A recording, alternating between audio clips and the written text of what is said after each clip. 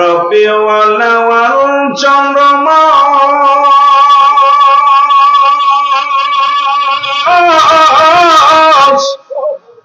আমার নবীজি নূরে প্রকাশ বিমোহিত আকাশ বাতাস পড়ুন কালেমা মুসলমান লা ইলাহা আরো জোরে লা ইলাহা লা ইলাহা মুহাম্মাদুর সাল্লাল্লাহু আলাইহি ওয়াসাল্লাম বালাগানা বিকামালিহি কাশাফাত তুজা বিজামালিহি হাসনাত জামিউ খিসালিহি সাল্লু আলাইহি কালিমা তাওহীদ শরীখা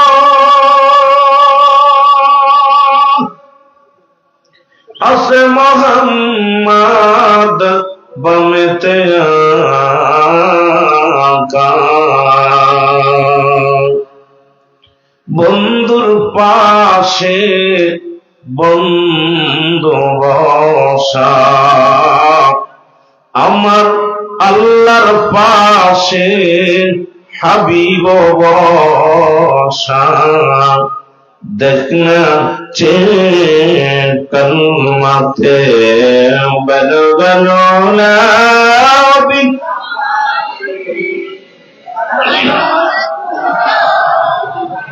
حسنت جميع خصاله صلوا عليه আলহামদুলিল্লাহ সমস্ত প্রশংসা সেই মহান রব্বুল আলামিনের দরবারে।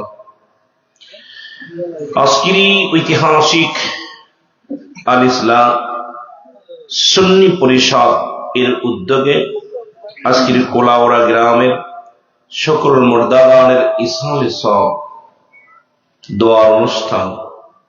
রব্বি করিম আপনাকে আমাকে আজকের এই ময়দানে আসার মতো বসার মতো সুযোগ আল্লাহ দান করল। উচ্চ কণ্ঠে আওয়াজ দেবেন আলহামদুলিল্লাহ। আজকের এই মাহফিল থেকে সালাম ও কদম মুসি জানাই কুল কায়নাতের নবী নবীদের নবী রাহমাতাল লিল আলামিনের পুত পবিত্র কদম মোবারক। সালাম ও কদম মুসি জানাই বাংলাদেশের অসংখ্য হক্কানি ওলি আল্লাহদের কদম মোবারক, সিলেটের জমিন ওলিদের জমিন, 360 জন আউলিয়ার জমিন, যে জমিনের মধ্যে আমরা আসলে আমাদের অন্তর কাঁদে, আমাদের গায়ের ভিতরে একটা কাফন দেয়। আপনারা এই মাতৃভূমির মধ্যে জন্ম নেওয়ার পর বুঝতে পারেন ওলি আল্লাহদের শান মান। যে জমিনের মধ্যে আজান ছিল না, যে জমিনের মধ্যে নামাজ ছিল না, যে জমিনের মধ্যে কোরবানি ছিল না, সেই জমিনের মধ্যে অসংখ্য আল্লাহর ওলি, অসংখ্য আল্লাহর মাহবুব বান্দা, টুপিওয়ালা দাড়িওয়ালা আজকে আগমন করেছে, যাদের খাতিরে আপনারা আজকে ইসলাম চিনেছেন, নামাজ পড়া শিখেছেন, মসজিদ চিনেছেন, কোরবানি করা শিখেছেন। সেই ওলিদের কথা রব্বি করিম কোরআনুল করিমের মধ্যে সূরা ইউনূসের মধ্যে 11 নম্বর পারা 62 নম্বর আয়াত আল্লাহ নিজেই ঘোষণা করেন আলা সাবদান ইন্নানি জালা ইন্নাহু লিল্লাহির তরফ থেকে যারা ওলি হয় লা নাইখাউফুন শব্দের অর্থ ভয় ওয়ালা, যারা অবস্থান করে হুমদের উপরে জানুন, তাদের কোনো চিন্তা নাই, ভাবনা নাই। মেরকাত শরীফের 10ম খণ্ড 722 নম্বর পৃষ্ঠা, তাফসীরুল বায়ান 5ম খণ্ড 524 নম্বর পৃষ্ঠা রাসূল আকরাম সাল্লাল্লাহু আলাইহি ওয়াসাল্লাম বয়ান করেন আলা সাবদান ইন্নানি জালা আলা ইন্নাহু লিল্লাহির তরফ থেকে যারা ওলি হয় লা ইয়ামুত, তাদের মৃত্যু নেই। সুতরাং এই পৃথিবীর মধ্যে অসংখ্য আল্লাহর ওলি শুয়ে আছেন, যাদের ক্ষমতা, যাদের সম্পর্কে আপনাদের জানা নাই। জানা যদি থাকতো আপনি গোলামের মতো থাকতেন এই জমিনের মধ্যে। সিলেটের জমিনে বাস করতে হলে ওলিদের বিরোধিতা করার হ্যাডাম পৃথিবীর মধ্যে কারোর দেয়া হয় নাই। জোরে বলেন ঠিক কিনা? সমস্ত ওলি আল্লাহদের পুত পবিত্র কদম মোবারকে জানাই সালাম। সালাম জানাই আজকের মাহফিলের সম্মানিত সভাপতি সাহেব, আজকের মাহফিলের সম্মানিত সভাপতি কই এটা নাকি সভাপতি হাজি অ্যাডভোকেট জনাব তাজুল ইসলাম সাহেব, হাজি মোহাম্মদ বাবুল খান সাহেব। আজকের মাহফিলের প্রধান অতিথি যিনি আপনাদের মাঝে আলোচনা করে গেলেন ডক্টর আল্লামা আহমদ হাসান চৌধুরী শাহান ফুলতুলি সাহেব, যিনি আপনাদের সামনে গুরুত্বপূর্ণ আলোচনা করে গেলেন। আমার আগে আলোচনা করেছেন আরো দুজন আলেম আপনার আগে, জনাব হযরত মাওলানা মেহেদী হাসান সিদ্দিকী সাহেব, ট্রিপল টাইটেল মুফতি, উনি বরগুনা থেকে আগত আমার আজকে এখানের মাহফিলে আসছেন। এরপর আলোচনা করেছেন জনাব হযরত মাওলানা আব্দুল ওয়াদুদ সিদ্দিকী সাহেব সহ আজকের বিশেষ ওলামা ইকরাম যারা আমন্ত্রিত ছিলেন, জনাব হযরত মাওলানা মুজিবুর রহমান সাহেব, জনাব হযরত মাওলানা আনোয়ার হোসেন সাহেব, জনাব হযরত মাওলানা আরিফুল ইসলাম সাহেব সহ আজকের মাহফিলের সম্মানিত পরিচালক সাহেব, দিগার ওলামা ইকরাম, মসজিদের ইমাম সাহেব, মুসল্লিগণ। আমাকে এখানে দাওয়াত দিয়ে আনছেন, যার মাধ্যমে আনছি শ্রদ্ধেয় ভাই দীপু ভাই, যিনি আমাকে দাওয়াত দিয়েছিলেন, অথচ আশা পর সকলে আপনাকে অনেক ভালোবাসেন। সেই ভালোবাসার মানুষটা আমাকে এখানে আনছে, তার মাধ্যমে আমি এসেছি। রব্বুল করিমের দরবারে অসংখ্য শুকরিয়া আদায় করি যে রব্বে করিম আপনাকে আমাকে সুন্দর পরিবেশে আসার মতো সুযোগ দান করলো। সকলকে আবার একটু সালাম জানার উত্তর দিবেন যারা, আসসালামু আলাইকুম ওয়া রাহমাতুল্লাহি ওয়া বারাকাতুহু। আপনারা ভালো আছেন? ইতিপূর্বে দেখেছেন আমি আসলেই অসুস্থ, নিজেও অসুস্থ, ঠান্ডা জ্বর। আমার একটা সন্তান আল্লাহ দুনিয়ার মধ্যে, নবজাত সন্তান 26 তারিখে দুনিয়ার মধ্যে আসছে সিজারের মাধ্যমে। মাগুরাতে সিজার করেছে ইবনে সিনায়, সেখান থেকে রেফার দিয়ে দিয়েছে ফরিদপুর থেকে ঢাকা। আজকে ওনাকে বেডে আনা হয়েছে।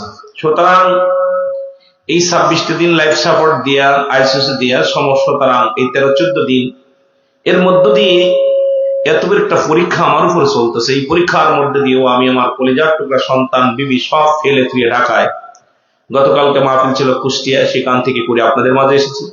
আগামীকাল অনেক দূর, এরকম দূর দূরান্ত থেকে ছুটে যাচ্ছি শুধু ইসলামের দাওয়াতের জন্য। আমি এত বড় আলেম নয়, আজকের মাহফিলের সবচেয়ে নগণ্য গোলাম। আকাশের নিচে এই জমিনের উপর আমার মতো নরাধনার দ্বিতীয় আসিবিল আমার বিশ্বাস হয় না। আমি পাপী মানুষ, গুনাহগার মানুষ, না আছে এলেম কালাম। যদিও কামেল পাস করেছি, যদিও ফার্স্ট ক্লাস ছাড়া সেকেন্ড ক্লাস পাই নাই, শরিয়াতের দৃষ্টিতে আপনাদের দোয়ার বরকতে কোনো ক্লাস সেকেন্ড ক্লাস পাই নাই, সব ফার্স্ট ক্লাস। তবে সবচেয়ে বড় দোয়া আপনাদের, রব্বে কারীম যদি আপনাদের ওসিলায়, দোয়ার ওসিলায়, মদিনাওয়ালার খাতিরে, ওলি আল্লাহদের নেক তাওয়াজ্জুহ শক্তির খাতিরে যদি রব্বে কারীম 2-4টি কথা বলার সুযোগ দান করেন, তাহলে বলতে পারবো, নয়তো আমার মতো গোলাম জবান দিয়ে কথা বলার একটু আপনার হেডাম বা শক্তি, এটা দুইটার একটাও আমার নাই। রব্বে কারীম যেন দয়া করে 2-4টি কথা বলার সুযোগ দান করে। আল্লাহ জোরে বলুন আমিন। একটু মহব্বতের সঙ্গে দুরূদ শরীফ পড়েন, আল্লাহুম্মা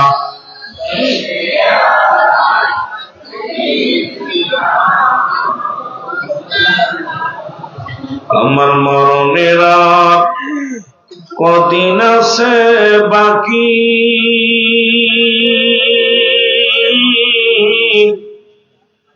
ও কদিন আছে বাকি, কুল্লু নাফসিন যায়কাতুল মাউত। পৃথিবীর কোরআনুল কারীমের মধ্যে 6666টি আয়াত, 114 খানা সূরা,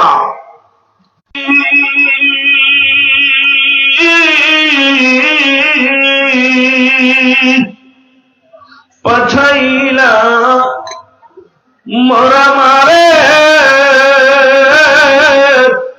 ডাকিতে খোদা তোমারে,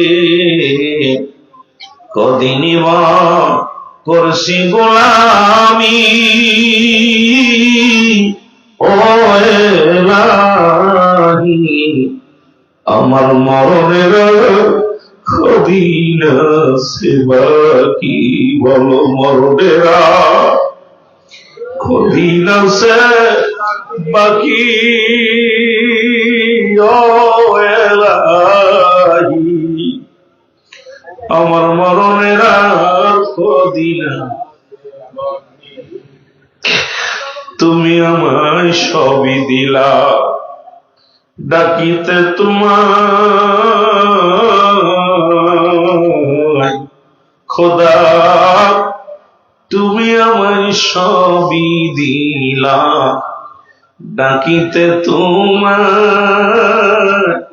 তবু করলাম না ফারমানি।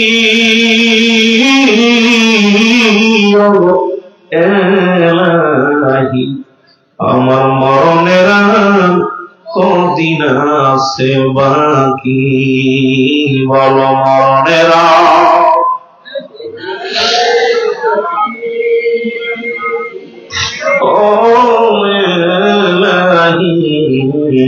মরণের এ দুনিয়ার মুসলমান,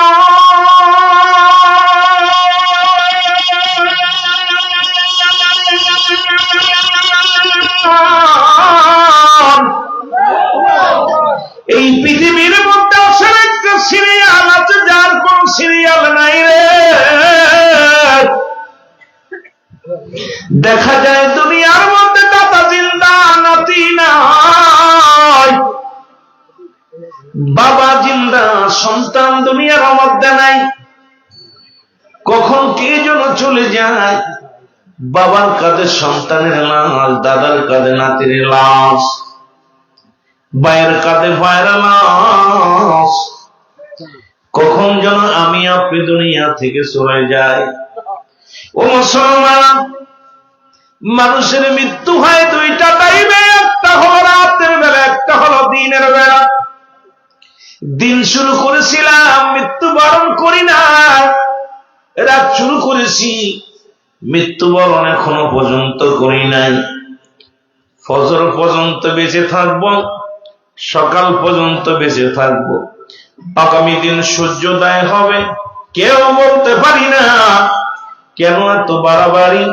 জীবনে যখন দুনিয়ার মধ্যে আগমন করেছিলাম, অন্যের হাতে কাপড় পরেছিলাম, যখন জীবনের শেষ বিদায় হয়ে যাবে, অন্যের হাতে কাপড় পরা লাগবে। জোরে বলেন ঠিক কিনা? এই দুনিয়ার মধ্যে প্রথম কাপড় পরাইছিল ও মুসলমান অন্য মানুষ, এই দুনিয়ার মধ্যে প্রথম কাপড় পরেছি পরের হাতে, ঠিক কিনা? আবার দুনিয়ার শেষ পণ্যের কাপড়টা পরের হাতে পড়তে হবে, হলো আপনার জিন্দেগি, আমার জিন্দেগি। সুতরাং আজকে কিসের জন্য এত রং তামাশা করি? কিসের জন্য জীবনটা নামাজ ছেড়ে দিই, রোজা ছেড়ে দিই? কিসের জন্য অন্যায় পথে পা বাড়াই? কিসের জন্য এত অহংকার? কিসের জন্য এত বাড়াবাড়ি? কারণ নিজের তো জিন্দেগিটা শেষ, কখন যেন রব্বে কারিমে ডাক দেয়, দুনিয়ার মায়া ছেড়ে চলে যেতে হবে। এ জীবন জীবন নয়, এমন একটা জীবন আসবে যে দেশে গেলে মানুষের বিচার হয়,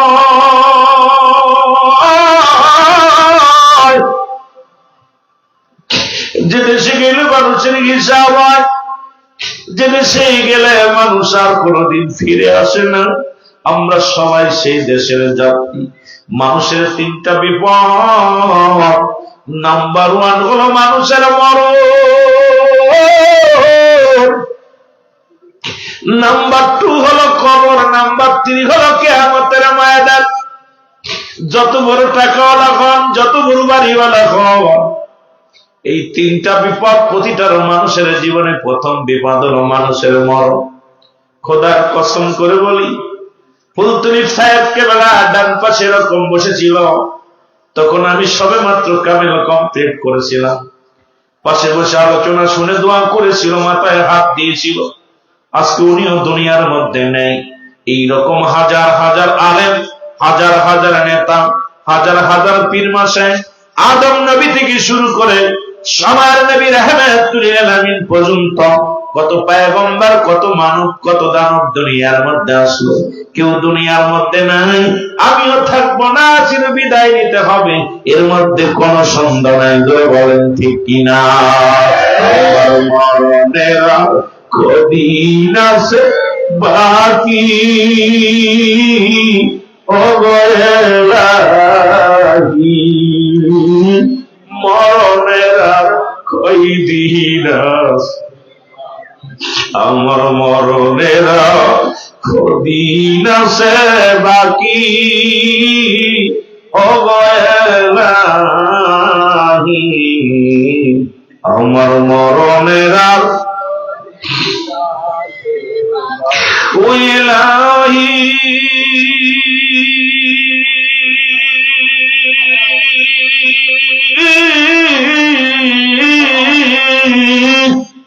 সুন্দর একটা জীবন দিলা যাতে তোমার ডাকি গো মওলা। তুমি সুন্দর একটা জীবন দিলা যাতে তোমার ডাকি গো মওলা। তবু করলাম আমরা নাফরমানি ও গো এলাহি। আমার মরণের আর কোন দিন আছে বাকি, বল মরণের কদিন আছে বাকি ও গো এলাহি। মরণের আর কোন দিন হে দুনিয়ার মুসলমান,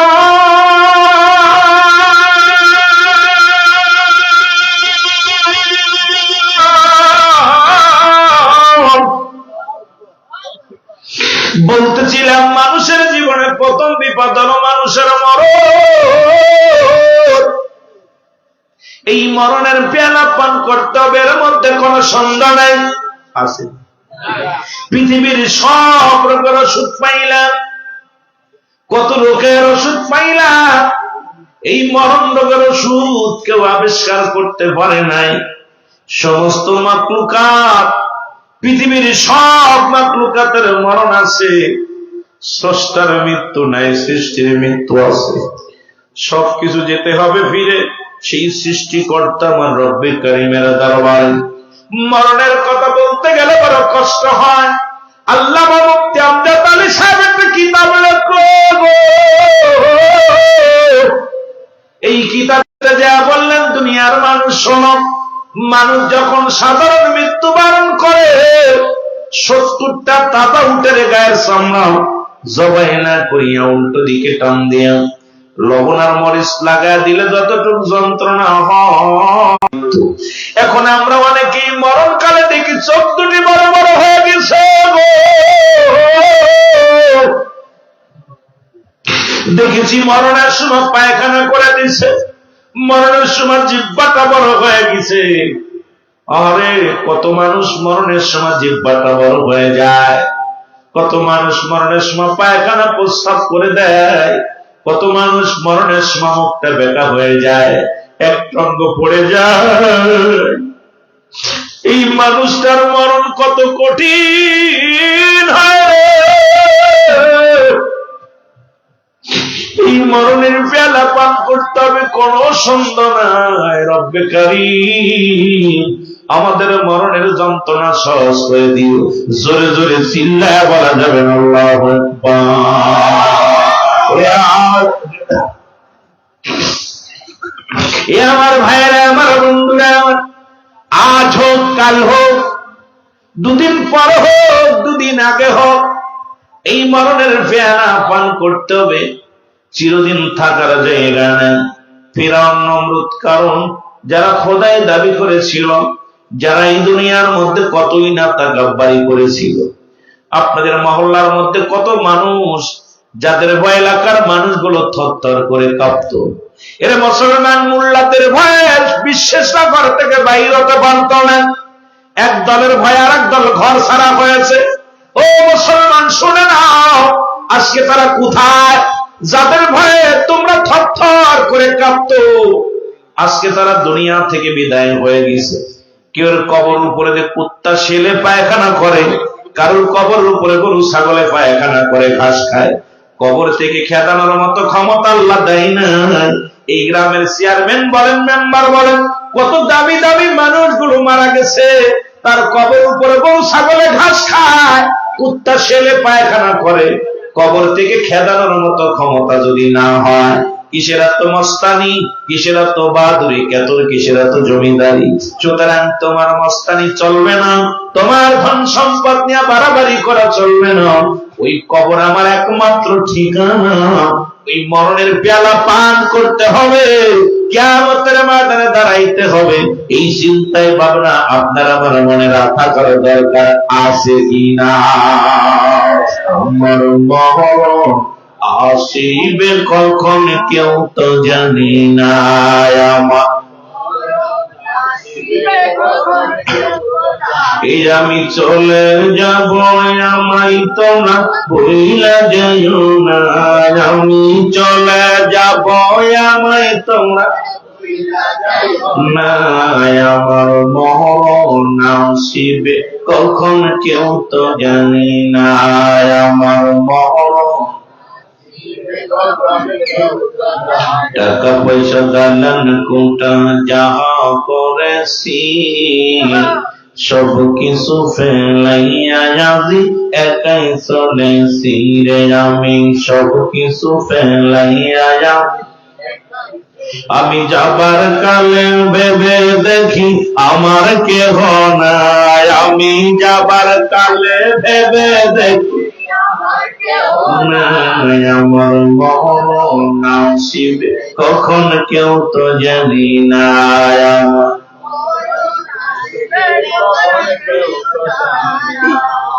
এর মুসলমান শুনে নাও, পৃথিবীর মধ্যে কত টাকা, কত সম্পদ, কত নাম কামাইলাম, চক্ষু দুইটা একবার বন্ধ করে দেখো, দুনিয়ার কেউ তোমার নয়। আল্লাহ কয় কুল্লু মান আলাইহা ফান। আল্লাহ কয় বান্দারে, এই জমিনের মধ্যে যা কিছু আছে আমি আল্লাহর জন্য বিচ্ছিন্ন করে দিব।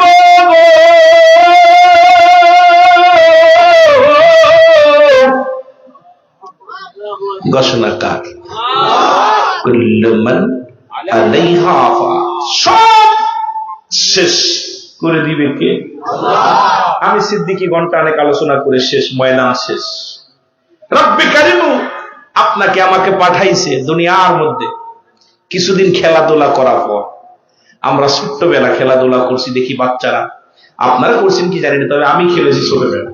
ঘর বানিয়েছি স্কুল থেকে এসে, কিছুক্ষণ খেলা করার পর ঘন্টা লাথি মেরে ভেঙে তুলে মারছি। হয়তো 2 ঘন্টা 3 ঘন্টা খেলা করার পর সব ভেঙে ছুঁড়ে থুয়ে দৌড়। ঠিক এই পৃথিবীটা একই রকম।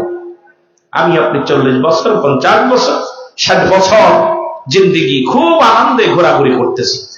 যখন আজরাইল এসে যাবে, 1 সেকেন্ড সময় গমও দিব না, বিশ্ব দিব না, এই দুনিয়া থেকে চির বিদায়। জোরে বলেন ঠিক কিনা? আল্লাহ বলেন আমরা এই দুনিয়ার মধ্যে যা কিছু আছে আমি আল্লাহর জন্য বিচ্ছিন্ন করে দিব।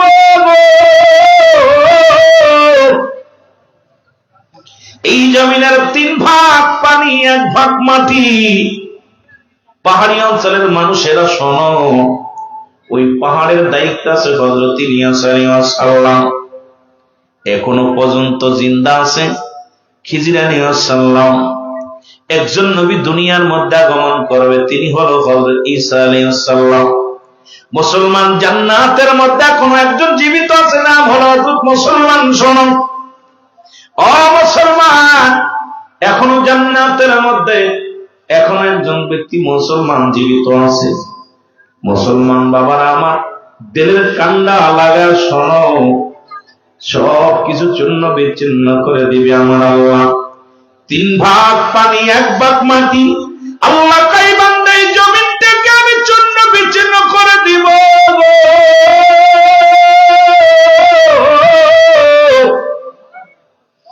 এই জমিনের মাটিগুলো পুড়ে আমি তামা বানায়া দিব। জমিনের ভিতরে যত পানি আছে রে, সব পানিগুলো পুড়ে আমি ছাই বানায়া দিব। মস্তানি শেষ, মস্তানি শেষ। দুনিয়ার সব মাটি পুড়ে হবে তামা। জমিনের ভিতরে যত পানি আছে সব পুড়ে ছাই হয়ে যাবে। রব্বে কারিম ডাক দেখায়, বান্দা শোনো, যেদিন কিচ্ছু বলতে কিচ্ছু থাকবে না, সেদিন থাকবো আমি শুধু, আমি আল্লাহ। জোরে জোরে চিল্লায় বলা যাবে না মারহাবা। কে থাকবে? আরো জোরে বলেন কে? আল্লাহ কয় বান্দা এই দুনিয়ার মধ্যে আমি থাকবো আমার রাসূলুল্লাহর ভালোবাসা নিয়ে। আর রাসূল বলে হায়াতি খায়রুল লাকুম, আমার হায়াতের জিন্দেগিটা উম্মতের জন্য কল্যাণ স্বরূপ। কারণ এই দুনিয়ার মধ্যে রাসূল আসছে আপনার প্রেমের কারণে, রাসূল আসছে আপনার ভালোবাসার জন্য, রাসূল আসছে আপনাকে তরণের জন্য। নবী কয় বান্দারা ও উম্মতিরা শোন, আমি নবী দুনিয়ার মধ্যে আগমন করলাম আমার উম্মতের কল্যাণের জন্য।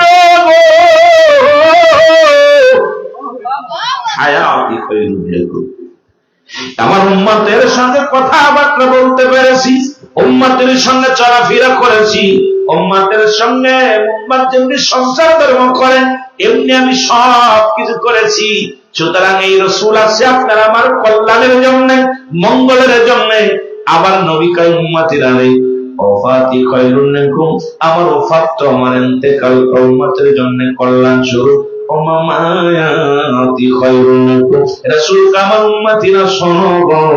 এই দুনিয়া থেকে বিদায় নিলাম এটাও আমার উম্মতের কল্যাণের জন্য। কারণ এই দুনিয়ার মধ্যে আগমন করলেন নবী আপনার আমার জন্য, আবার বিদায় নিলেন আপনার আমার জন্য। সেই আল্লাহ রাব্বুল আমিন থাকবে সেই নবীর ভালোবাসা নিয়ে। আহলে সুন্নাত ওয়াল জামাতের আকীদা হলো সেই নবীর ভালোবাসা। চিল্লায় বলেন ঠিক কিনা?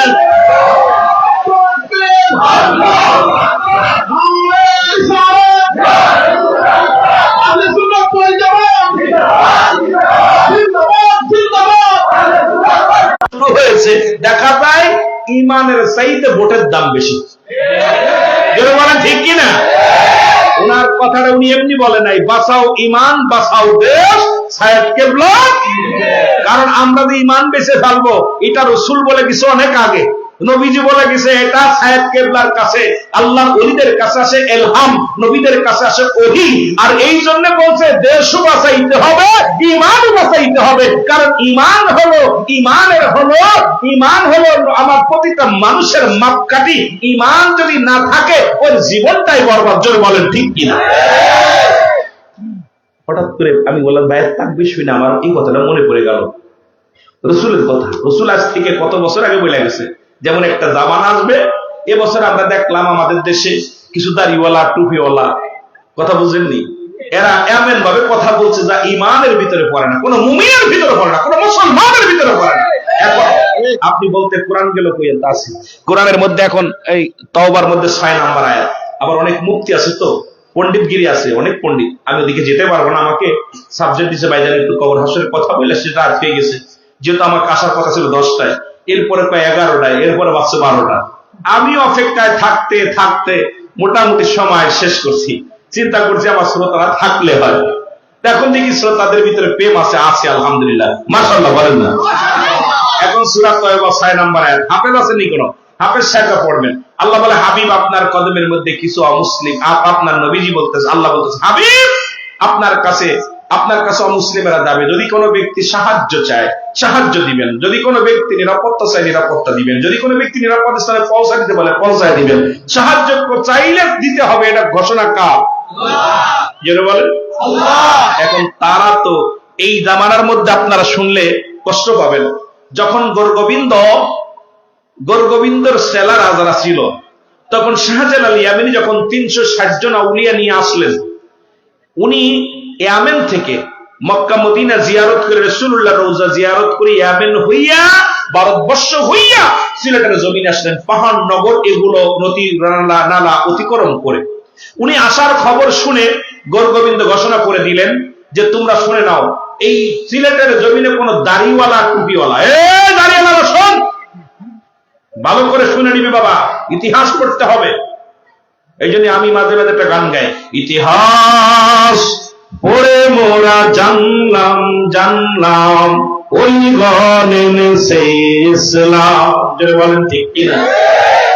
যেহেতু আমার আলোচনা ওদিকে না, শুধু বোঝানোর জন্য বলতেছি। ঘোষণা করে দিলেন কোন দাড়িওয়ালা কোন টুপিওয়ালা এই জমিনের মধ্যে আসতে পারবে না। নৌপথ বন্ধ, বাবা সব নৌপথ বন্ধ, বিমান পথ বন্ধ, নদী সব বন্ধ করে দিলেন। যদি কোনো ব্যক্তি দাড়িওয়ালারে পার করে তাকে শিরচ্ছেদ করা হবে। যদি কোনো দাড়িওয়ালা টুপিওয়ালারে কোনো ব্যক্তি গাড়িতে উঠায় তাকে শিরচ্ছেদ করা হবে।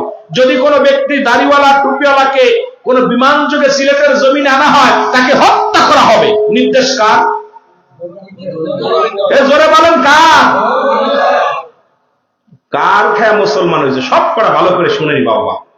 এই জন্য আমার ওই সাবজেক্ট নাই, এই জন্য যেতে পারতেছি না। যাওয়ার দরকার, আপনাদেরকে জানার দরকার, অনেক ইতিহাস জানার দরকার। এগুলো আমরা বই পড়ে শিখেছি, আপনারা এখন তো পড়েন না, জীবনে তো পড়েন না। এরা সার্চ করেন, ওই ফুলতলি মসলাদের রিসার্চ করেন, যিনি এশিয়া মহাদেশে কিরাতের জন্য, কোরআনের জন্য যার অবদান, এটা রিসার্চ করলে বাইর হবে যে তার অবদান কি। এটা দেখে অনেকে নাক শিখতে, কথা বুঝেননি। তাদের অবদান কি জানেন? কোরআনকে বর্তমানে এশিয়া মহাদেশে কোরআনের ধারক বাহক ফুলতলি মসলাদের যারা আছেন, জোরে বলেন মারহাবা, আরো জোরে বলেন মারহাবা।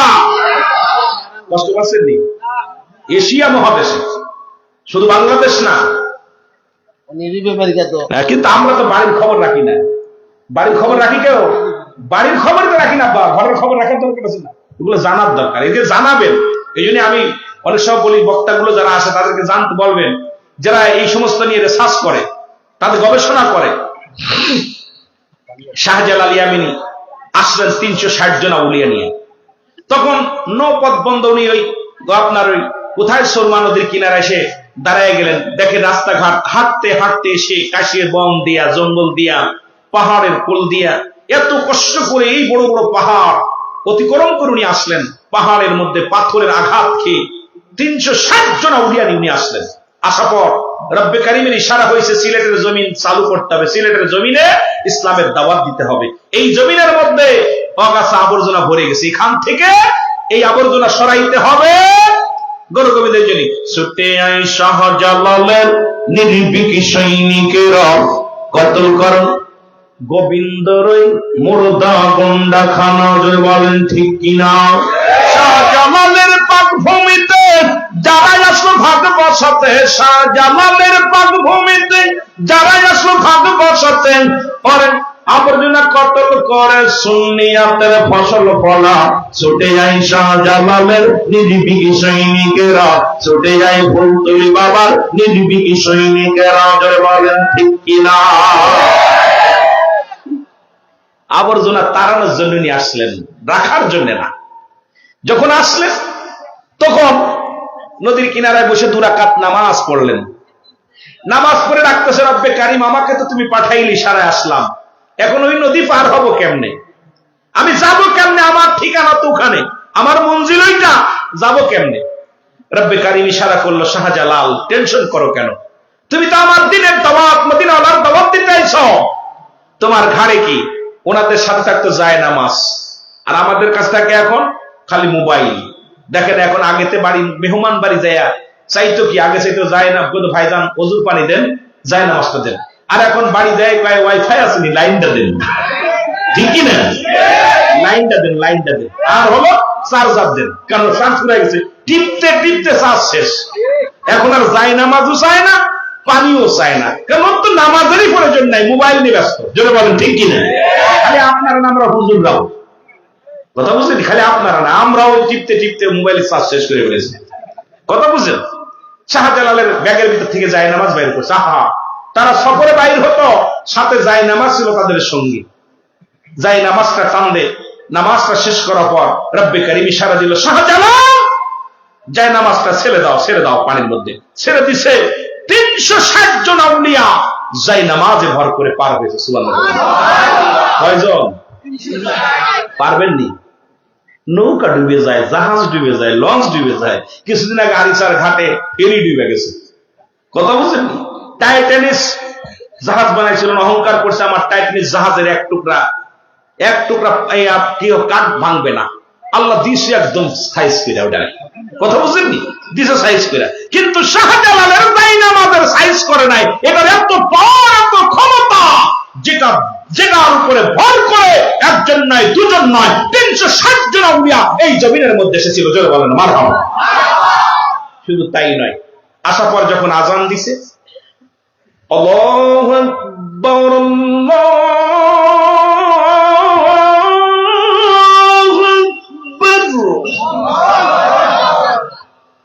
আল্লাহু আকবার, আল্লাহু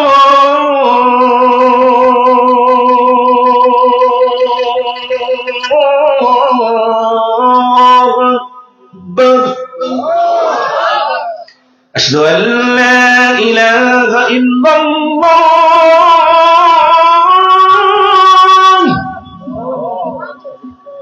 কোন দিকে যাবো? মেলা ওয়াজ বেড়ে যাবে, এই জন্য এদিকে তাকানো যাবে না। তাকবীর দিছে, নারায়ে তাকবীর, আওয়াজ জোর নাই, নারায়ে তাকবীর। গোবিন্দ দালান কাঁপা শুরু করছে। তাকবীরটা কত জোর ছিল? সত্যের জয়। কারণ তার দুইটা শক্তি নিয়ে শাহজালাল এসেছিল। একটা শক্তি হলো আমার আল্লাহ, একটা শক্তি হলো মুহাম্মাদুর রাসূলুল্লাহ সাল্লাল্লাহু আলাইহি ওয়াসাল্লাম। যারা বলেন মারহাবা। এই দুইটা শক্তি নিয়ে এসেছিল। সিলেটের দাড়িওয়ালা টুপিওয়ালারা হলো, খালি দাড়িওয়ালা টুপিওয়ালাদের বিরোধিতা করো, শাহজালালের বিরোধিতা করো, শাহপরানের বিরোধিতা করো, শাহ মকদুমের বিরোধিতা করো, ফুলতলির বিরোধিতা করো। জানতে হবে, ইতিহাস পড়তে হবে। কি করলো?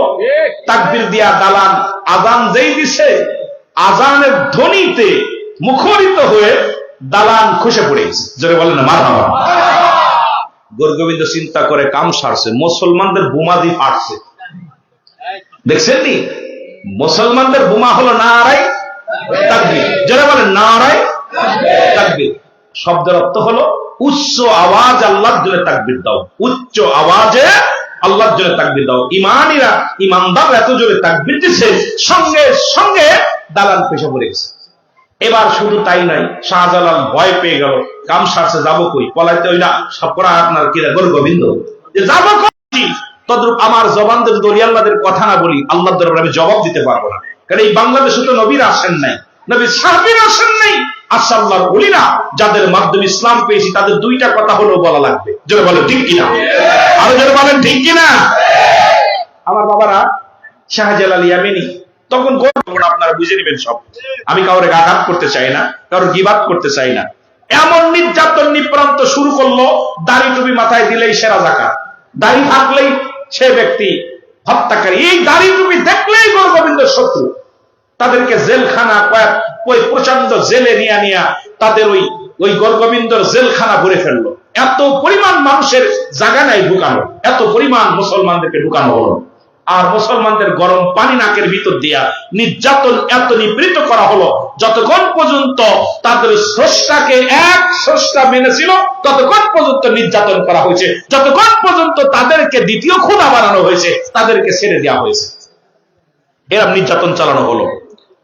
শাহজালাল চোখের পানি ছেড়ে কাঁদতে লাগলো, আল্লাহ তুমি এই জমিনের মধ্যে পাঠাইছো, আমার মুসলিম জাতি নির্যাতিত হয়। কষ্টে অনেক, ওই সময় অনেক মুসলমান দাড়ি টুপি ছেড়ে দিছে, দাড়ি ফেসে ফেলেছে। যারা ওই কারা ইমানসর অমিনান নাস, মানুষের মধ্যে মায়াকুলু, তারা বলবে আমান্না, তারা ঈমান আনছে বিল্লাহি, আল্লাহর প্রতি, অবিলম্বে আখিরাতের প্রতি বিশ্বাস স্থাপন করছে। মা হুম বিমুমিনিন, আল্লাহ বলে অমিনান নাস, ওই মানুষের মধ্যে মুনাফিক তো মানুষের মধ্যে আছে। এই মুনাফিক গুলো তো কোরআন, এরা তাফসীর করলে, কোরআনের ব্যাখ্যা করলে এত মজার আলোচনা পাবেন, শুধু কোরআন এত মজা দিবে। কিন্তু আমরা তো আসলে মূল ইতিহাসটা ধরি না, তুলে ইচ্ছা মতো আলোচনা করলে তার হবে না। আমার বাবারা, শাহজালাল ইয়ামানি কষ্ট পাইলেন এই মুনাফিকদের চক্রান্তে। তখন ওই জামানে একটা সন্তান হলো, বুরহানুদ্দিনের একটা ছেলে হলো। কি হলো? বুরহানুদ্দিন, আপনাদের সভাপতি সাহেবের একটা ছেলে হয়েছে। তা সুন্নাতে রাসূল রাসূলুল্লাহ সাল্লাল্লাহু আলাইহি ওয়াসাল্লাম তার নাতিদের সুন্নাত আকিদা করছে, আকিকা করছে। আকিকা কি করছে? আপনারা কি বলেন? আর ছেলে মেয়ে হলে কি করে? তো বুরহানুদ্দিন আকিকা করতে, সিলেটের মৌলবীরা শোন, ভালো করে শুনে নিবা, ওলি আল্লাহদের বিরোধিতা করে যারা, আপনাদের বলতেছি না, যারা ওলি আল্লাহদের বিরোধিতা করে তারা শুনে নেবে। শাহজালাল আপনার কে বুরহানুদ্দিনের ছেলে হওয়া পর গোপনে গোপনে একটা গরু জবাই করলো। জবাই করে, এটা জবাই করে মানুষকে খাওয়াইলেন, নিজেও সবার প্রতিবেশী আপনজনদের খাওয়ালেন। এইটা আপনার বুড়ি টুড়ি যে লেস্টেস ইত্যাদিতে সবগুলো মাটি খুঁড়ে পুঁতে রাখলেন যাতে করে গোবিন্দের লোকজন জানতে না পারে, হিন্দু রাজ্য। কিন্তু এইটা কাকে খুঁজলেন? কাক আর কুকুরে দুইজন যুক্তি করে খুঁজছে, খুঁজা উঠাইছে। বাল্য হওয়া কিলাপ, ভালো করে বাল্য হওয়া কিলাপ। দুনিয়াটা হলো পচা দুর্গন্ধ মরি, মানুষের চরিত্র হলো কুকুরের চরিত্র, কুকুরের চরিত্র হলো মরি খোঁজা। ভালো করে শুনে নিন, রসুল বলে কিছু, আমার কথা না, আমার আব্বার কিতাব না। রসুল বলছে এই দুনিয়াটা হলো পচা দুর্গন্ধ মরি, মানুষের চরিত্র কুকুরের মতো। কুকুর যেমন মরি পাইলে খুশি হয়, এই জামানায় দেখতেছি খালি সম্পদ পাইলে খুশি হয়। যেন বলে ঠিক কিনা? মিলা গেছে, নবীর কথাগুলো মিলা যায়। আমার বাবারা, এবার গভীর রাত ইসি এই কান নিয়া, একটা কান বা একটা শিং নিয়া গরু গোবিন্দ বাড়ির সামনে ফেলছে। কাকে নিয়া? ওই দেখা ঘুমের তো উঠা দেখে গরু গোবিন্দ গিরে ঘরের সামনে মারা জবা করছে কে? শোন বাবা, মারা জবা করছে কে? গরু। এরকম খোঁজো, সিপাই লাগাই দিলেন। সিপাই 24 ঘন্টার মধ্যে গরু জবাই করছে কে, তাকে খোঁজ না করে আনতে পারলে সবার চাকরি চলে যাবে, সবাইকে শিরচ্ছেদ করা হবে। এত ষড়যন্ত্র শুরু হলো, যেদেরকে খোঁজো। খুঁজতে খুঁজতে খুঁজতে খুঁজতে 24 ঘন্টা না পড়তে পড়তেই পেয়ে গেল, খবর পেয়ে গেল বোরানুদ্দিনের ছেলের জন্য আকিকা করার জন্য গরু জবাই করছে। গরু গোবিন্দ নিজ হাতে তরবারি নিয়ে চলে আসছে। গরু গোবিন্দ নিজ হাতে তরবারি নিয়ে চলে আসছে। এসে বোরানুদ্দিন কলিজার টুকরা সন্তান নিয়ে বসে আছে, আদর করতেছে বাবার কোলে সন্তান। সন্তানকে কোল থেকে থাবাতে কেড়ে নিয়ে নিচেই ফেলে নিজের তরবারি দিয়ে এক কবে দ্বিখণ্ডিত করে ফেলেছে। কার বিরোধিতা করো? সিলেটের জমিনে বাস করতে হবে, ওলি আল্লাহদের বিরোধিতা করলে এই জমিনের মধ্যে তোমাদের জায়গা নাই। জোরে বলেন ঠিক কিনা?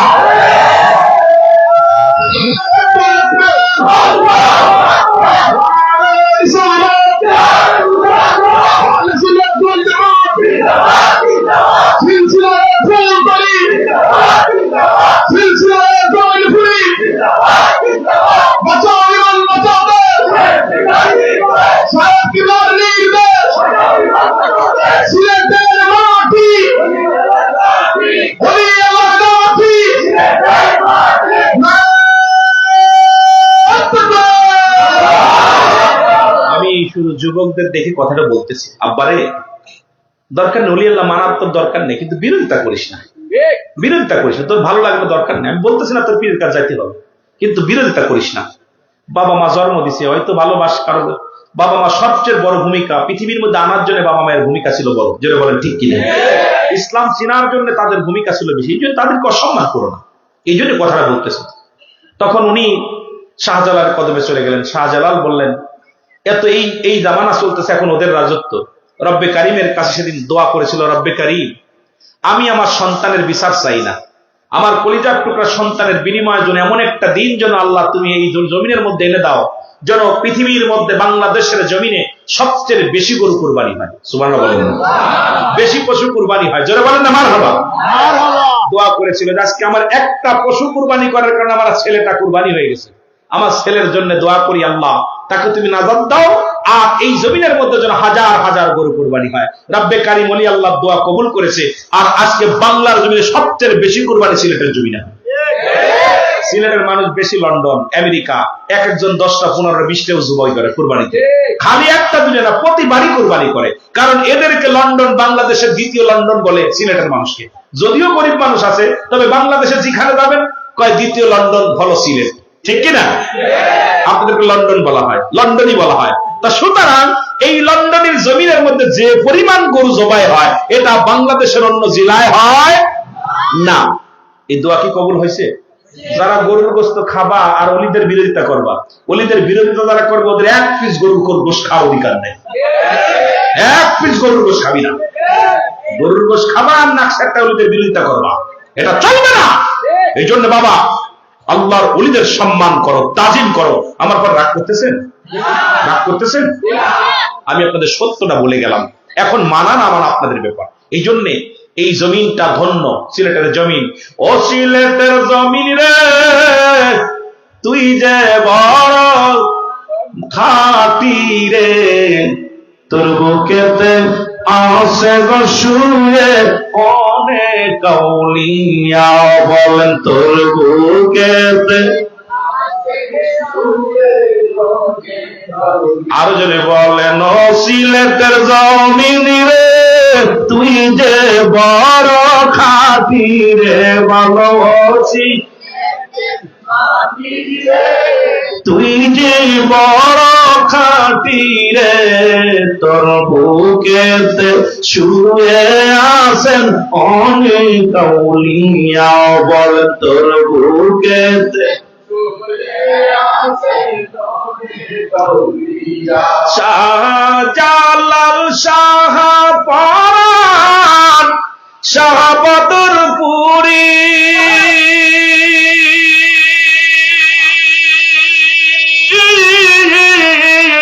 এই জমিনটা করল ধন্য শত আল্লাহর ওলি শাহ পরাণ শাহ জালাল শাহ ফুলতুলি যে এই জমিনটা ধন্য করলো আছে আরো কত অলি এই ধোলায় আছে মিশে তারা ধোলায় আছে ওর মরে না কামেললি মরে না কামেললি ও সিলেটের জমিন রে তুই যে বড় আরো জয় ও সিলেটের জমিন তোর বুকেতে শুয়ে আছে শত আউলিয়া আর তোর বুকেতে আর এই জমিনে খোদার কসম যখনই সিলেট বিভাগে আসি কে কার কি জানি না আমার অন্তর কাঁদে ভয় লাগে যে কোনটা বেয়াদবি করে ফেলি কোন সময় বেয়াদবি করে ফেলি কারণ আমার ভিতরে কেন যেন একটা ভয় লাগে যে এই জমিনের ভিতরে এমন আউলিয়া ছিল যাদের কথা বাঘে শুনেছে যাদের কথা সাপে শুনেছে সাপ জঙ্গল থেকে বাঘ আছে বাঘ সম্মানের সঙ্গে চলে গেছে ফিরে এ ভাই শাহ মুস্তফা যার কথা শুনে বাঘে দৌড় দিছে ওই বাঘ কথা বুঝিনি বাঘ কয় হুজুর মাফসা কথা বুঝিনি রে আর আমরা সেই দুই পেয়ে মানুষ কেমন যেন তাদের সঙ্গে বিরোধিতা করি আমার বাজানেরা সম্মান করবেন তাদেরকে আমি আপনাদেরকে বলবো ভালোবাসবেন আল্লাহ আমাদের দয়া করুন জোরে বলুন আমিন মহব্বতের সঙ্গে দুরূদ শরীফ পড়ুন আল্লাহুম্মা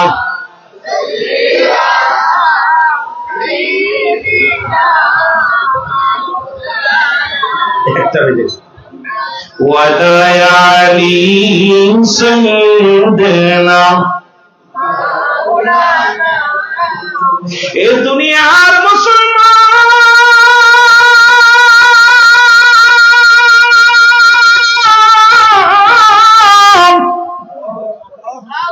বলতেছিলাম মানুষের এক নাম্বার বিপদ হলো মানুষের মরণ, 2 নাম্বার হলো কবর, 3 নাম্বার হলো কিয়ামতের ময়দান। এই মরণ থেকে পালাবার কোন পথ নাই। মালাকুল মউত আসছে বাবা, শুনে নাও। ঈসা ইবনে মরিয়ম আলাইহিস সালামের কাছে মালাকুল, ও মরিয়ম ওয়ালাইকুম আসসালাম, তুমি কে গো? আজরাইল বলে, মরিয়ম রে, তুমি আমারে চিনবা না।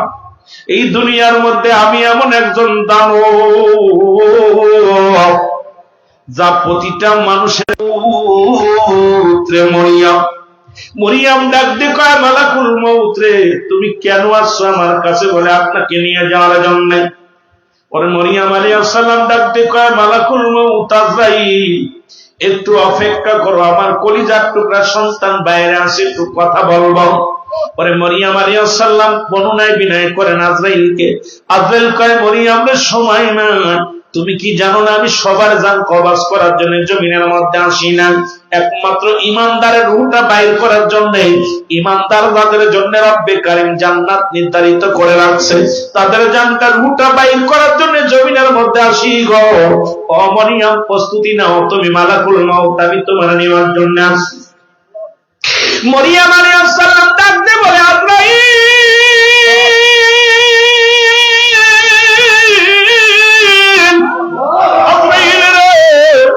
যাও আমারে নিয়ে যাও। আজরাইল আলাইহিস সালাম মরিয়ম আলাইহিস সালামের উটটা বাইর করে নিয়ে গেলেন। ঈসা আলাইহিস সালাম এসে দেখেন মা দুনিয়ার মধ্যে নাই। মা বলে একটা ডাক দিলেন, মা ডাকে সাড়া দেয় না। কাছে এসে দেখে মার দুনিয়ার মধ্যে নাই। ডাকতে বলে রব্বি কারীম, জীবনে বাবার আদর পাইলাম না, মা আমাকে লালন পালন করলো, মাকেও তুমি নিয়ে গেলা, মার জবান থেকে শেষ দুটি কথাও শোনা আমার হলো না। রব্বে কারীম, আপনি তো আমার এমন ক্ষমতা দিছেন মরাদারে জিন্দা বানাইতে পারি। রব্বে কারীম, একটু আমার সুযোগ দেন, আমার মাকে আমি জিন্দা বানায়া দুটি কথা বলতে চাই। রব্বে কারীম হুকুম দিলেন। ঈসা ইবনে মরিয়ম, ঈসা আলাইহিস সালাম মাকে জিন্দা করলেন। ডাকতে বলে মা। সঙ্গে সঙ্গে মা লাফ দুটিয়া কয়, বাবা ঈসা তুমি আইছো? কয় মা গো, ও মা, আমি তোমার কাছে জানতে চাই, তুমি আর দুনিয়ার মধ্যে নাই, তুমি এই দুনিয়া ছেড়ে চলে গেছ। মা গো, আমি জানতে চাই তোমার সাথে আজরাইল ব্যবহারটা। আর ঈসা আলাইহিস সালাম বলা পর আজরাইল আলাইহিস সালাম কি করেছে আগে বলো মা। এর মুসলমান মরিয়ম আলাইহিস সালাম ডাকতে বলে, বাবা ঈসা, এই দুনিয়ার মধ্যে যেদিন তুই এসেছিলি কত কষ্ট, কত রক্ত পানি প্রবাহিত হয়েছিল, যত কষ্ট অনুভব করতে পেরেছিল বাবা, তার চাইতে এত কষ্ট আমার আজরাইল দেশে। আমার মন বলে আমার পুরো দেহটার মধ্যে যন্ত্রণা লেগে আছে। আরে আল্লাহ রাব্বুল আলামিনের দরবারে ঈসা নবী ডাকতে বলে, রব্বে কারীম, আমার মা জান্নাতি, আমি হলাম তোমার নবী, তোমার পয়গম্বর, আমার আল্লাহ, আমি জানতে চাই আজরাইল আমার মার সাথে কেমন ব্যবহার করেছে। আল্লাহ আজরাইলে তাড়াতাড়ি যাও। আজরাইল আলাইহিস সালাম দৌড়ে আসবে আল্লাহর নবীর কাবলার কাছে। মুসলমান ডাকতে বলবে, আজরাইল, আগে বলো আমার মাসটার রূহটা তুমি কেমনে বাইর করেছো বলো।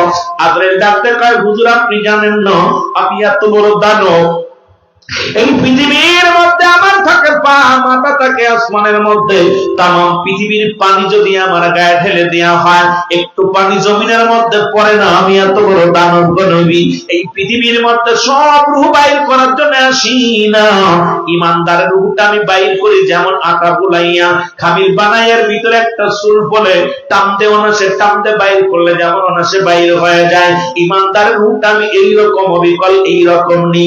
নবী গো, আপনার মায়ের রূহ নেওয়ার সময় কোনো কষ্ট দিই নাই, শুধু মাথার উপরে হাতখানা রেখেছিলাম, তাকে কোনো যন্ত্রণা দিই নাই রে। এর ঈসা নবীর মা ডাকতে কয়, বাবা বাবা ঈসা, এই মৃত্যু যদি এত কঠিন হয় রে,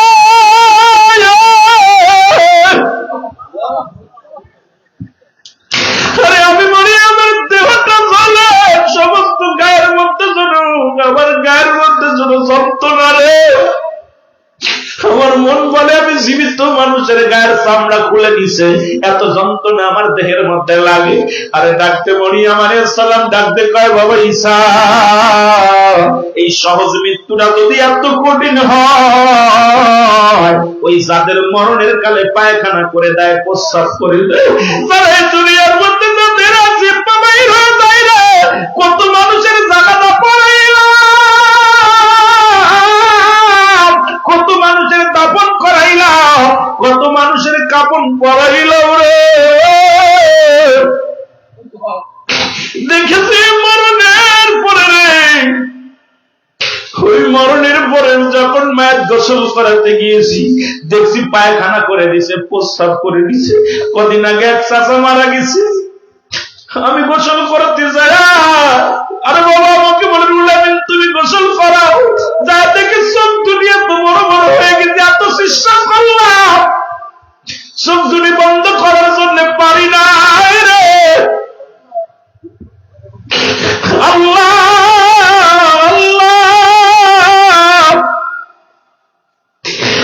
কার জন্য দুনিয়ার মধ্যে সম্পদ করলাম, কার জন্য বাড়ি করলাম, কার জন্য গাড়ি করলাম, এই দুনিয়ার মধ্যে কিচ্ছু আমার না। এই দুনিয়ার সম্পদের মুসলমান কার জন্য সুদ খাইলাম, কার জন্য ঘুষ খাইলাম, কার জন্য এত কিছু কামাইলাম। এই দুনিয়ার সম্পদ খাবে লোকে, তোমার দেহ খানা খাবে পকে। পরে মুসলমান দুইটা কথা মনে রাখবা, একটা হলো জীবনে আসলাম পরের হাতে কাপড় পরান, পরের দুনিয়ার মধ্যে পরের হাতে কাপড় পরলা, বিদায়ের সময় পরের হাতে কাপড় পরে বিদায় নিতে হবে। দুনিয়া দুনিয়ার সম্পদ পড়ে থাকবে, ভাইয়ে খাবে, ছেলে খাবে, তোমার দেহ কানা মাটিতে পড়ে থাকবে। ওই মাটিতে যেন তোমার দেহ মুসলমান না খায়, সেই আমলগুলো করার দরকার আছে কিনা? চিল্লা বলেন আছে কিনা?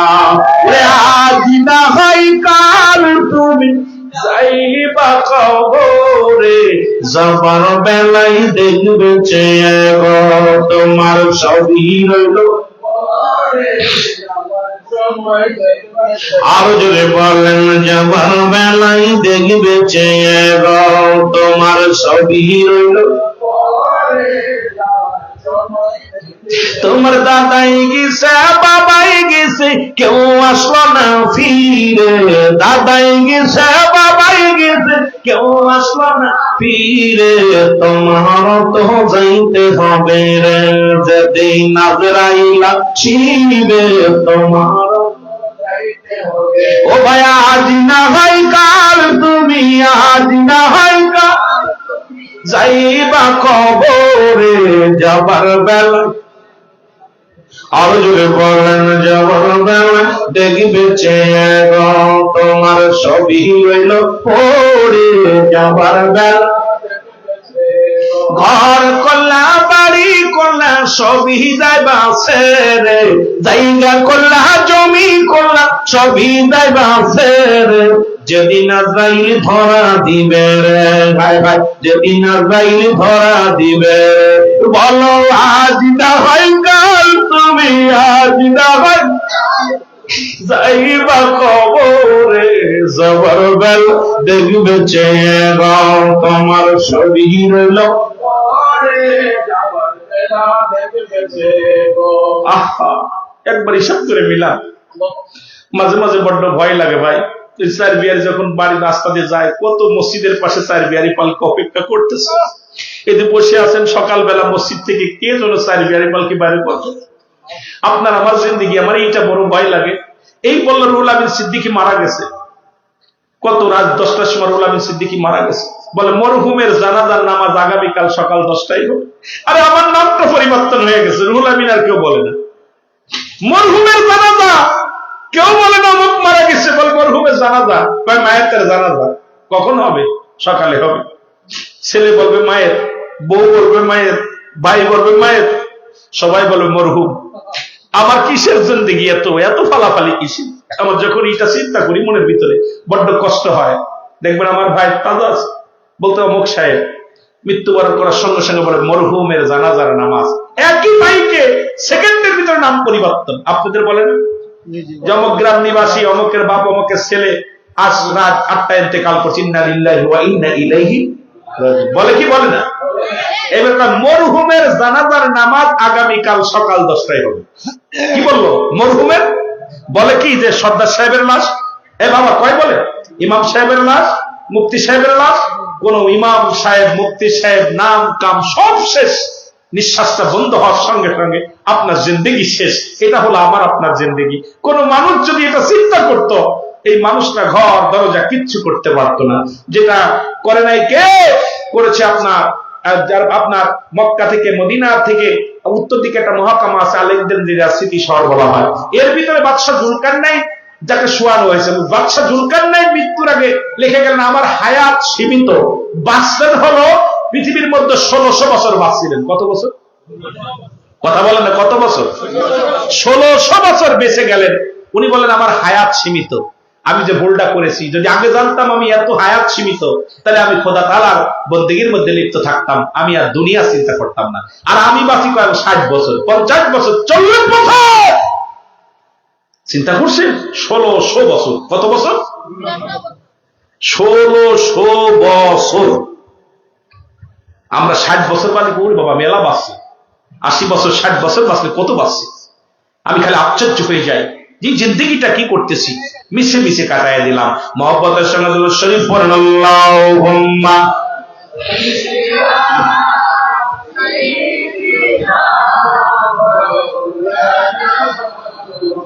আরো জোরে বলেন আলা আলি সাইয়্যিদিনা। এ মুসলমান দ্বিতীয় বিপদ হলো কবর নিয়ে, মরণ নিয়ে যদি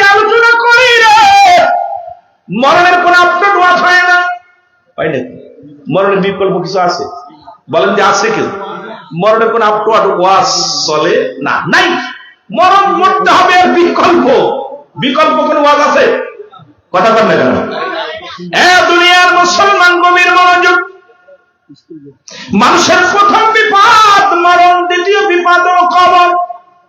কবর বলতে বোঝায় মানুষের, মুসলমান মৃত্যুর পর থেকে শুরু করে কিয়ামত পর্যন্ত জগৎটাকে বলা হয় কবরের জগৎ। অনেক মানুষ মারা গেছে, তারা আগুনে পোড়া দেয়, মনে করে আর মনে হয় বিচার হবে না। যারা পানিতে ডুবে মারা গেল মনে করে আর বিচার হবে না। ও যুবক শোনো, রব্বে কারীম এই দুনিয়ার মধ্যে তার তোমারে আমারে বানাইতে সেকেন্ড লাগবে না, সময় লাগবে না। হুকুম দেওয়ার সঙ্গে সঙ্গে হাজার হাজার কোটি কোটি মাখলুকাত বানানোর ক্ষমতা কার আছে? আরো জোরে বলেন কার? আল্লাহ। কবর বলতে বোঝায় মানুষের মৃত্যুর পর থেকে শুরু করে কবর জগৎ হলো কিয়ামত পর্যন্ত জগৎ হলো কবরের জগৎ। আজকে সকল মায়েদের উদ্দেশ্যে মুর্দা গানের ইসালে সব মানুষ যখন মারা যায় 7টা হক থেকে যায় রে, সন্তানাদের প্রতিবেশী 7টা হক থেকে যায়। এই 7টা হক ইন্তেকালের আগে হলো 7টা, ইন্তেকালের পরে হলো 7টা, মোট 14টা হক। তার মধ্যে 1 নাম্বার হলো, আলোচনার আগাবো না, ছেড়ে দিব, আবার যদি বেঁচে থাকতে হবে। বাবারা আমার, জিতু রাত গভীর হয়ে যাচ্ছে, আমি আলোচনার মাত্রা আগাবো না। 7টা হকের কথা বলে যায়। নাম্বার 1, 1 নাম্বার হলো যখন মানুষ মারা যায়, আজকে যেটা আপনারা করেছেন, যেটা আপনাদের দায়িত্ব ছিল পালন করেছেন, 1 নাম্বার তাদের জন্য সব রেশানি করা। জোরে জোরে বলেন মারহাবা। 1 নাম্বার, মানুষ যখন মারা যায় আপনার বাবার জন্য, কাকার জন্য, আপনজনদের জন্য 7টা হক থেকে যায়। সন্তানের জন্য বাবার প্রতি 7টা হক।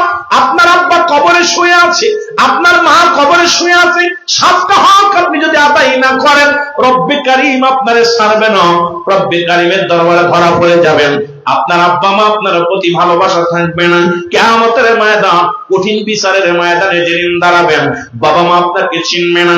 যদি বাপ মার সঙ্গে যদি মুসলমান শুনে নাও, আমল করে যদি জান্নাতে যেতে চাও, পিতা মাতার 7টা হক আদায় করতে হবে। তার মধ্যে 1 নাম্বার হলো তাদের জন্য সব রেশানি করতে হবে, বেশি বেশি করে সব রেশানি করতে হবে। আজকে যেমন গ্রামবাসী মিলা 10 জন 20 জন মিলিয়া টাকা উঠাইয়া কত সুন্দর একটা প্রোগ্রাম করেছেন সমাবের উদ্দেশ্যে। যারা যে দেশে গেলে মানুষের বিচার হয়, যে দেশে গেলে মানুষের হিসাব হয় রে, কে বা কার জন্য কান্দে, সেই মায়েদের জন্য দুয়ার অনুষ্ঠান। আজকে সবের উদ্দেশ্যে আজকে মাহফিল কানা হলো।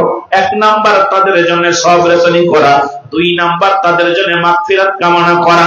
ও মুসলমান শুনে নেন, আজকে যাদের আব্বা মা দুনিয়া থেকে বিদায় হয়ে গেছে, 2 নাম্বার তাদের জন্য বেশি বেশি মাগফিরাত কামনা করতে হবে। 3 নাম্বার, তারা দুনিয়া থেকে বিদায়ের পরে ও মুসলমান শরীয়ত মোতাবেক ওসিয়াত যেটা করে যায়, মৃত্যুর আগে অনেক বাবা মা ওসিয়াত করে যায় বাবা। একটা হলো নসিহাত, একটা হলো ওসিয়াত। মানুষ যখন মৃত্যু সজ্জায় চলে যায়, এই পর্যায়ে অসুস্থ হয়ে যায়, এই সময় যে ব্যক্তি ওসিয়াত করে যায়, সেই ওসিয়াত গুলো যদি শরীয়ত মোতাবেক হয়, এটা সন্তানের জন্য বাধ্যতামূলক আদায় করা ফরজ হয়ে যায়। জোরে জোরে চিল্লায়া বলা যাবে না মারহাবা। এ মুসলমান, 3 নাম্বার ওসিয়াত গুলো পুরা করতে হবে। 4 নাম্বার, ও মুসলমান শোনো, তার আপনজন যারা দুনিয়ার মধ্যে থাকবে, বাবা মা, আত্মীয়-স্বজন, তাদের সঙ্গে ভালো ব্যবহার করা লাগবে, তাদের সঙ্গে যোগাযোগ করা লাগবে। আত্মীয়-স্বজন এখন আমরা চিনি না, খালি বোর বাইরে চিনি, আর বোর মারবে চিনি, মোর বোর বোর কি বনিরে চিনি, সীমাবদ্ধ সামান্য একটি। নানার কুলের মানুষ চিনি না, নানির কুলের মানুষ চিনি না। খোদার কসম, আব্বা মা কোনোদিন আপনারে ক্ষমা করবে না। আমার রাসূল বলে গেছেন যে কথাগুলো শোনো, যখন তোমাদের মা বাবা মারা যাবে, মায়ের কুলের আত্মীয়, বাবার কুলের আত্মীয় যারা আছেন, তাদের সঙ্গে গুড ব্যবহার, সুন্দর ব্যবহার, তাদের ব্যবহার করতে হবে, তাদের সাথে আত্মীয়তা বন্ধন আরো জোরালো করতে হবে। 5 নাম্বার শোনাবে, তাদেরকে যদি কোনো ব্যক্তি গরিব থাকে, তাদের সহযোগিতা করতে হবে, কথা দ্বারা হোক, সাহায্য দ্বারা হোক, যে কোনো বন্ধ হোক, তাদের সার্বিক সহযোগিতা করা লাগবে, তাহলে আব্বা মা কবরে শুয়ে পাবে, শান্তি পাবে। আজ যদি তাদের সহযোগিতা না করেন, কত আত্মীয় আছে মানুষের বাড়ি বাড়ি ভিক্ষা করে কাজ করে খায়, টাকাওয়ালা বাড়িওয়ালা খবর নেও না, বাবার আত্মীয়ের খবর নেও না, মার আত্মীয়ের খবর নেও না। তুমি মা বাবার হক আদায় করতে পারো নাই, কারণ আল্লাহর দরবারে তোমার জবাব দিতে হবে। ধরে ধরে চিল্লায় বলা যাবে আল্লাহু আকবার। আর একটু জোরে বলেন আল্লাহু আকবার। ও যুবক শোনো,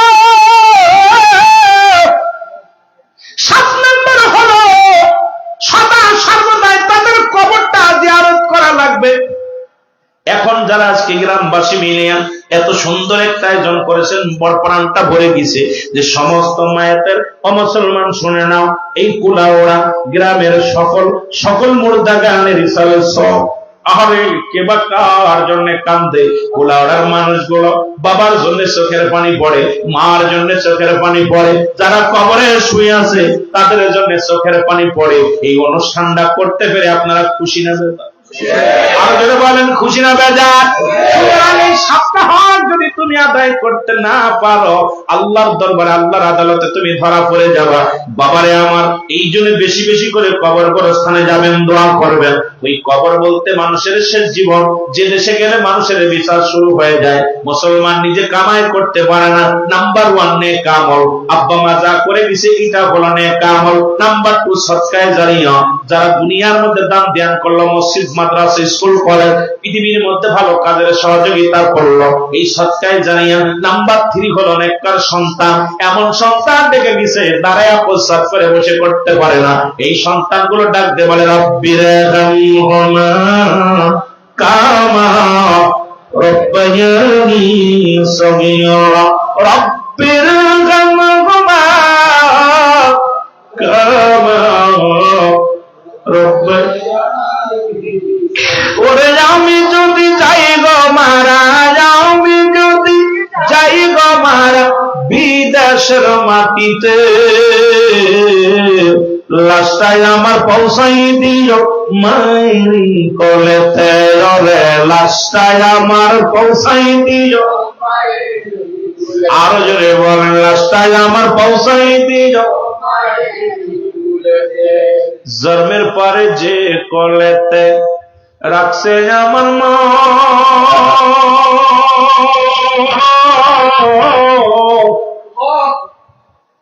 সেই মারে না দেখাইয়া আমায় দাফন দিও না। জন্মের পরে যে কোলেতে রাখছে আমার মা,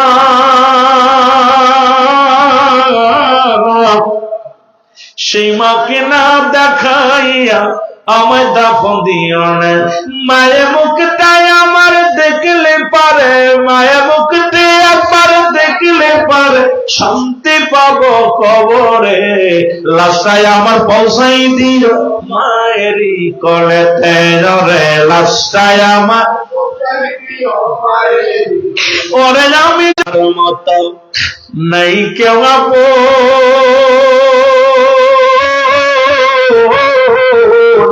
সেই মা বাবার না দেখাইয়া দিও না দাফন আমার, দিও না।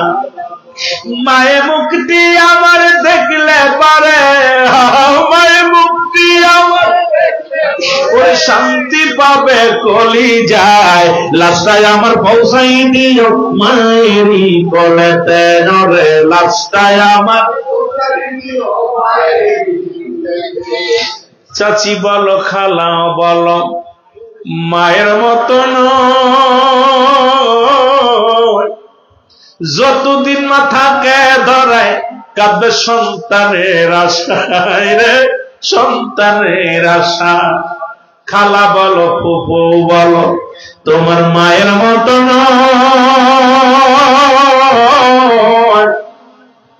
যতদিন না থাকবে ধরে কাঁদবে আল্লাহরই দরবারে। হায় আল্লাহ কষ্ট তুলে করবে দোয়া, মায়ের কষ্ট তুলে করবে দোয়া, মাফ করো মোর সন্তান রে, লাশটাই আমার পৌঁছাই দিও মায়েরই কোলেতে, রে লাশটাই আমার। ওরে আমি যদি যাই গো মারা, আমি যদি দেশের মাটিতে, লাশটাই আমার পৌঁছাই দিও মায়েরই কোলেতে, রে লাশটাই আমার। সুতরাং বাজার 2 নাম্বার কবর, 3 নাম্বার হাসর, অনেক বড় আলোচনা। আল্লাহ আমাকে আবার আনলে আমি আলোচনা করব, কারণ এত রাত আমি আপনাদের জাগানোর পক্ষে না।